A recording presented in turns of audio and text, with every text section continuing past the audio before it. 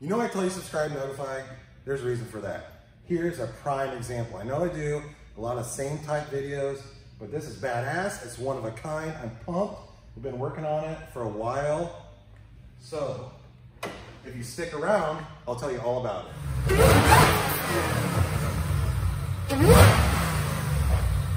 Hey, I'm Brent from Brenspeed. As always, thanks for watching Brenspeed TV. Look at this. My mind's blown right now. Boom. B326 with a giant 4-liter Whipple. I'm gonna tell you all about this. I made Dyno poles. I'm already done tuning it. The numbers came out sick. We're gonna look at that too. I'm gonna try to remember everything we did this. You know, this has been basically an engineering project because we were told, actually George was told, you can't put the 4-liter Whipple on a 3-valve. We had this idea. He was like, man, we gotta make this work, and we made it work, and it makes stupid power. So here's our formula we have going on today. Brenspeed, stage 3 B326. All right, that's our long block. 4-liter Whipple adapted to this 3-valve. Doug with me. Why don't you come in here and look around the engine compartment. Giant throttle body, big ass cold air intake, 1 3/4 inch headers. Of course, we're using a 4 triple pump fuel system. There's a reason for that. I have tuned this car on 93 octane. I also tuned it on E85. We're gonna watch those pulls. So on 93 octane, we're running, I believe it's 15 to 16 pounds of boost. Then I switched to about 20 to 21 pounds of boost with the E85. Numbers were awesome. This car on the street is just freaking ridiculous. It's a manual training car. It's got the Magnum transmission. So I told you about the fuel system. We're also running dynamic injectors. This car, I'm just really pumped about it because, you know, we do a lot of 3-valves. We do a lot of pretty high horse. You know, if you get over 700 roll horse on 3-valve, super respectable number. We killed that number. So let's watch the first 93 octane dyno pull.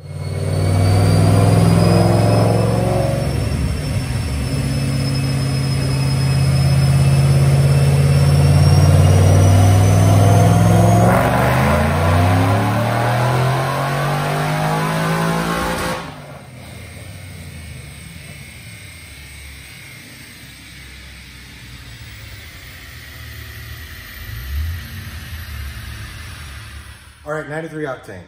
You know, most people will be happy with this right here. Dynojet SAE, 747 real horsepower, right about 6,800 RPM. Torque comes in at 620, and that peak torque is at 3,600 RPM. So when I was talking about this car sick on the street, that number right there is gonna make most people happy. I mean, that is a fast car. But it's a 4-liter Whipple, all right? That's not why we built this car. We didn't build it for 93, stopping at 747, I guess. Earlier, I told you I have the 4 triple pump fuel system. The reason we have the triple pump system is we want to run 85. We want to run bigger boosts. We weren't quite sure where we were going to stay, so we added about 5 more pounds to the 85. So we drained the 93, added 85. I retuned it for that. Checked out this pull.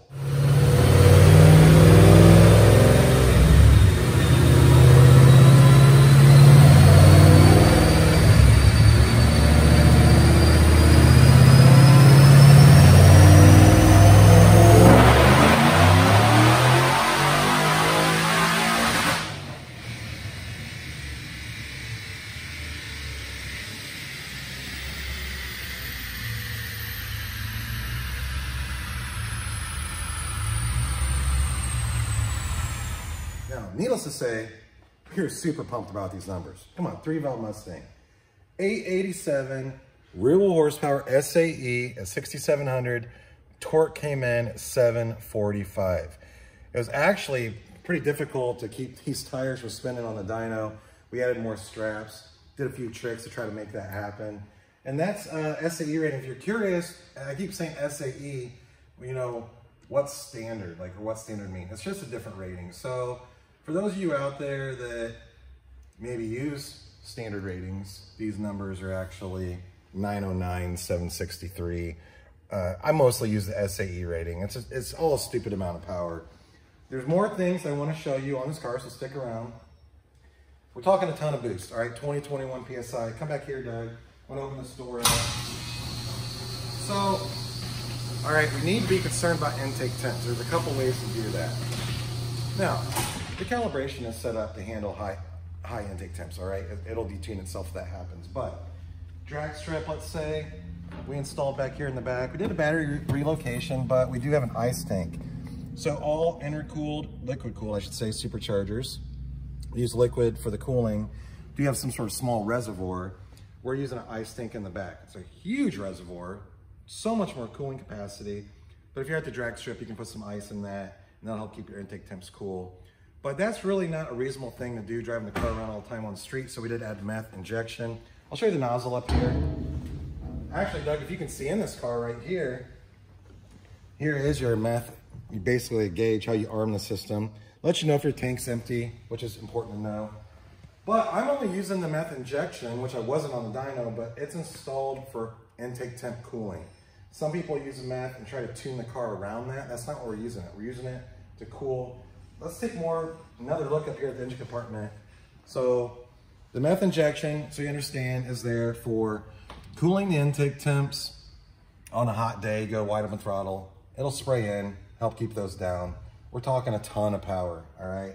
We do have the E85 in there for safety, but this is a sick setup. So 4-liter supercharger happened. Been working on this for a while. You know, it takes some work to make this happen, but it does work. So if you have questions about this, of course, leave a comment. You want something like this installed, or you want a badass Mustang built, just email quote@brenspeed.com and we'll let you know pricing on that. But here it is, B326, it's our stage 3 long block, 4-liter Whipple, big ass throttle body, big ass air intake system, 1 3/4 inch long tubes, and the proper fuel system. So it sounds like an easy setup. It's sort of easy, it's common parts, but it takes a lot to make it work together. So I'm Brent from Brenspeed. Like I said, leave a comment if you have questions. Please subscribe and notify to stay up to date. And again, thanks for watching. Hey, you still here? If you're still here right now, thanks for sticking around. I was so excited about showing you those dyno pulls. I really didn't tell you a lot about the rest of the car, so we're gonna do that right now. So it's a 2010 Roush original 427R car. So what these were back in the day is it came from Roush with an M90 supercharger, right? Very small. This car came back like in 2013. We did the B326, and then we did a TVS 2.3-liter supercharger. It's a good setup for them for a long time. 650 the tires, I think. So solid power for the street. And then now it's 2019, he decided he wanted more power, and that's where it came with that crazy 4-liter that I'm so excited about. Let's find out what else we have. So 2010 427R, and this car is a sleeper. Looking at this thing, the way it looks, you would not know, looking at it, that it's running right around 900 of the tires. Sick setup. So suspension, a lot of them from BMR. So starting up front with the BMR tubular K-member and A-arms. That's a great way to lose some weight on the front of the car. We have the upper and lower control arms, and then the BMR subframe connectors. I love all those parts, are high quality. Made in USA, they're made down in Florida. On the very back, we have the white line Watts link. So because this is not just like a drag only car, the Watts link's a great part to have on there for handling the curves, keeping the tires planted on the ground. Upgrade the brakes with some 6-piston Brembos, that's awesome. And then, of course, I was talking earlier about the Magnum transmission. So what that is, so it's a 6-speed. It's very strong. We have aluminum drive shaft. And then to handle that sort of power, we have a McLeod RXT HD clutch in this car. So the car drives great. You know, it's one thing to make this kind of power on like a drag car or a car you can't really drive, but look at this thing. You can get in this car, drive it wherever you want to drive. You know, air conditioning on. I'm in Indiana. I would be comfortable getting in this car driving to Florida, no problem. It's a sick setup. So I think it's awesome. It came out really, really good. You're probably gonna have some more questions, of course. Like I said earlier, leave a comment, I'm happy to answer. Doug, did I miss anything? This car is pretty sweet. It's a sleeper, makes big power, full suspension, tranny. Oh, the rear end. Axles. So the rear end. So we have our Brenspeed 8.8 rear end build in this car. A lot of guys that drag race will run on like maybe a 9-inch. You don't need to do that. This is like a street car. So the 8.8, you got upgraded Moser axles, True Track, 373 gears. It's a sick setup. You're not gonna break it driving around on these tires, which these tires I actually don't like. These are a Michelin, like a summer tire. This car just spins at like half throttle. So definitely gonna put some 20-inch drag radials on this thing. to make it awesome on the street. So, hey, leave a comment if you have questions. I'm happy to answer. Is that it, Doug? Are we good? That's it. I think we are. All right, super sick setup. One more look right here. 4-liter supercharger. First one we've done. This is actually the highest horsepower 3-valve we built, single power adder. So I love it a lot, mainly because it's a street car. You know, making a bunch of power out of a drag car is one thing, but making a bunch of power out of a car that you can get in and drive where you want to drive is a whole other scenario. So don't forget, again, quote at Brenspeed.com. That's how you get a price to build your car. Mustangs, F-150s, other domestic vehicles, maybe even some imports. Get a hold of us. Thanks for watching.